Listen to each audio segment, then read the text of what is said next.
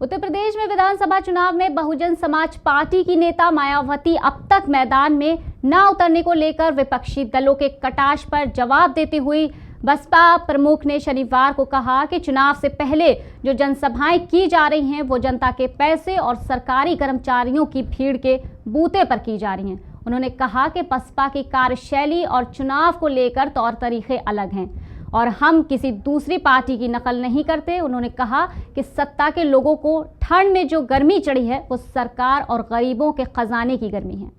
साथ ही उन्होंने कहा कि हमारी पार्टी गरीब और मजलूमों की पार्टी है, दूसरी पार्टियों की तरह धन्ना सेठों पूंजीपतियों की पार्टी नहीं है। आपको बता दें कि 30 दिसंबर को केंद्रीय गृह मंत्री अमित शाह ने मुरादाबाद, अलीगढ़, उन्नाव में भाजपा की जन विश्वास यात्रा के दौरान बसपा पर हमला करते हुए कहा था कि मायावती को तो ठंड उतर ही नहीं रही, चुनाव आ गया है और वो प्रचार करने के लिए अभी तक नहीं निकली। उन्होंने कहा कि लगता है कि वो पहले ही हार से भयभीत हो गई हैं। उत्तर प्रदेश में सपा बसपा विकास नहीं कर सकते।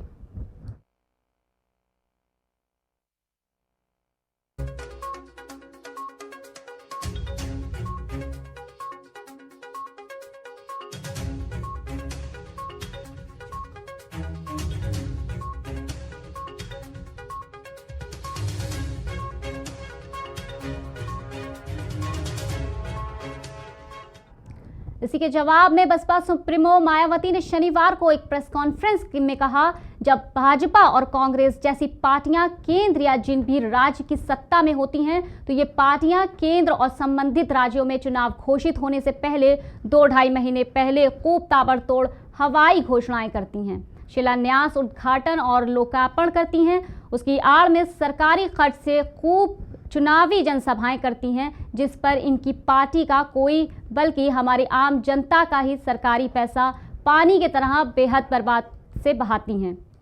इसमें आधी भीड़ सरकारी कर्मचारियों की है और आधी भीड़ टिकट चाहने वालों की होती है। ये सब हमें उत्तर प्रदेश, उत्तराखंड, पंजाब जैसे राज्यों में देखने को मिल रहा है। मायावती ने नए साल के अवसर पर पार्टी कार्यकर्ताओं और आम जनता को बधाई दी और उन्होंने कोरोना वायरस से सावधान रहने की सलाह दी। हमेशा लगातार जरूर जारी रहेगा। साथ ही देश के करोड़ों गरीबों, कमज़ोर तबकों, मजदूरों, किसानों, युवाओं, छोटे व्यापारियों, महिलाओं व अन्य मेहनतकश लोगों को भी वर्तमान में फिर से शुरू हो रही कोरोना बीमारी आदि के इस कुदरती मार के साथ साथ केंद्र व राज्य सरकारों की भी इनके प्रति व जिन वर्गों का मैंने नाम लिया उनके प्रति भी चल रही इनकी वायदा खिलाफी व अन्य घोर विफलताओं से भी हिम्मत नहीं हारना है, बल्कि हर प्रकार की सावधानी बरतते हुए व अपने संघर्ष के बल पर इनको अपना उज्जवल भविष्य खुद बनाना है और इसके लिए इनको आगे बढ़ चढ़कर मैदान में डटना होगा। प्रदेशवासियों को ग्राम विकास अधिकारी एसोसिएशन जनपद कौशाम्बी की ओर से ढेर सारी शुभकामनाएं कि नए वर्ष में सभी लोगों को ढेर सारी खुशियां मिले। मोहम्मद नसर, महामंत्री ग्राम विकास अधिकारी एसोसिएशन जनपद कौशाम्बी।